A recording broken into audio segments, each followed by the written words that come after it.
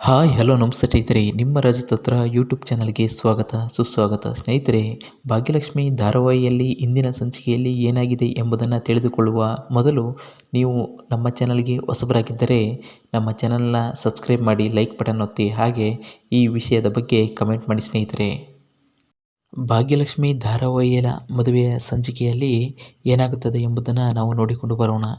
ಏಕೆಂದರೆ ಮದುವೆ ಸಂಚಿಕೆಯಲ್ಲಿ ಮದುವೆಯ ವಿಚಾರದಲ್ಲಿ ಶ್ರೇಷ್ಠ ಅಂತೂ ಫುಲ್ ಖುಷಿಯಾಗಿರ್ತಾಳೆ.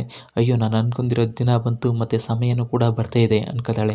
ಅದೇ ಸಂದರ್ಭಕ್ಕೆ ರಗಡಾಗಿ ಎಂಟ್ರಿ ಕೊಟ್ಟಂತಹ ಕುಸುಮ ಮತ್ತು ಪೂಜೆಗಳ ನೋಡಿ ಅಲ್ಲಿರುವ ಚೌಟ್ರಿಗೆ ಬಂದಿರುವಂಥ ಜನ ಎಲ್ಲರೂ ಗಾಬರಿ ಆಗ್ತಾರೆ.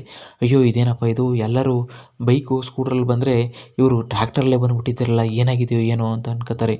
ಅದೇ ಸಂದರ್ಭದಲ್ಲಿ ಶ್ರೇಷ್ಠನೂ ಕೂಡ ಕುಸುಮ ಆಂಟಿನ ನೋಡ್ತಾರೆ. ಅಯ್ಯೋ, ಏನಪ್ಪ ಇದು, ಏನಾಗಿದೆ ಈ ಥರ ಬಂದುಬಿಟ್ಟಿದ್ದಾರಲ್ಲ ಅಂತ ಅನ್ಕೋತಿರ್ತಾರೆ. ಅದೇ ಸಂದರ್ಭದಲ್ಲಿ ಅಲ್ಲಿರುವಂಥ ತಾಂಡವ್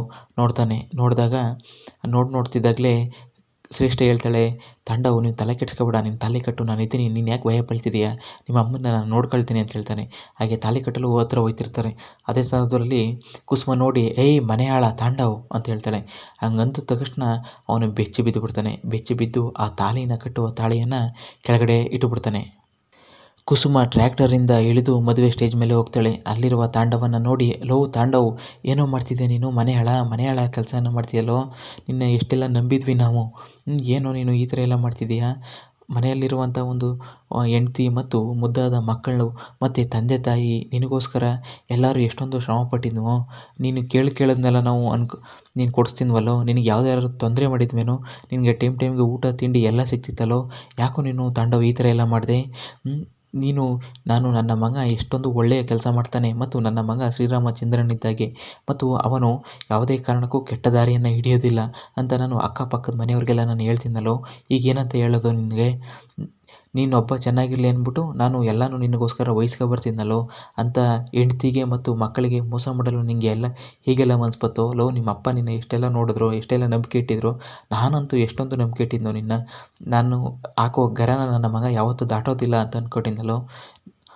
ಅಂತ ಕುಸುಮ ಬೈತಿರ್ತಾಳೆ.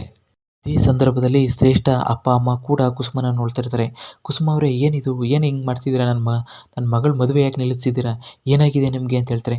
ಆಗ, ಅಯ್ಯೋ, ನಾನು ನಿನ್ನ ಮಗಳನ್ನ ಮದುವೆ ನಿಲ್ಲಿಸ್ತಾ ಇಲ್ಲಪ್ಪ, ನನ್ನ ಮಗ ಇವನು ತರುಣ್ ಅಲ್ಲ, ಇವನು ತಾಂಡವ್, ಇವನಿಗೆ ಆಲ್ರೆಡಿ ಹೆಂಡ್ತಿ ಇದ್ದಾರೆ, ಮಕ್ಕಳಿದ್ದಾರೆ ಮತ್ತು ತಂದೆ ತಾಯಿ ಅಂತ ನಾವಿದ್ದೀವಿ, ನನ್ನ ಮನೆಗೆ ಎಲ್ಲ ಬಂದು ನನ್ನ ಮನೇಲಿ ಚೆನ್ನಾಗಿ ಉಂಡು ತಿಂದು ಎಲ್ಲ ನಿನ್ನ ಮಗಳು ಎಲ್ಲ ಹಬ್ಬ ಹರಿದಿನಕ್ಕೆ ಕರಿತೀನವಲ್ಲ, ಮತ್ತು ನಿನ್ನ ಮಗಳನ್ನು ಕೂಡ ನಾವು ಎಲ್ಲ ಸಭೆ ಸಮಾರಂಭಗಳಿಗೆ ಮತ್ತು ನಮ್ಮ ಮನೆಯಲ್ಲಿ ನಡೆಯುವ ಎಲ್ಲ ಸಭೆ ಸಮಾರಂಭಗಳಿಗೆ ನಿಮ್ಮನ್ನು ಕರೀತಿದ್ನು, ನಿಮ್ಮ ಮಗಳು ಯಾವ ರೀತಿ ಮಾಡಿದ್ದಾಳೆ ನೋಡಿ ಅಂತ ಶ್ರೇಷ್ಠ ತಂದೆ ತಾಯಿಗೆ ಹೇಳ್ತಾರೆ. ಹೌದಾ, ನಿಮ್ಮ ಮಗಳನ್ನ, ಅಯ್ಯೋ ನಮ್ಗೆ ಗೊತ್ತೇ ಇರಲಿಲ್ವಲ್ಲ ಇದು, ಅಯ್ಯೋ ಎಂಥ ಅವಾಂತರ ಆಯ್ತಿತ್ತು ಇದು, ಅಯ್ಯೋ ಅಂಥ ಭಾಗ್ಯ ಅಂತ ಒಳ್ಳೆ ಹೆಂಡ್ತಿ ಸಿಕ್ಕಿದ್ದಾಳೆ, ನನ್ನ ಮಗ ಯಾಕೋ ಬೇಕು ನಿನಗೆ ಅಂತ ಶ್ರೇಷ್ಠನ ಅಪ್ಪ ಅಮ್ಮ ಇಬ್ಬರು ಕೂಡ ನೊಂದ್ಕೋತಾರೆ.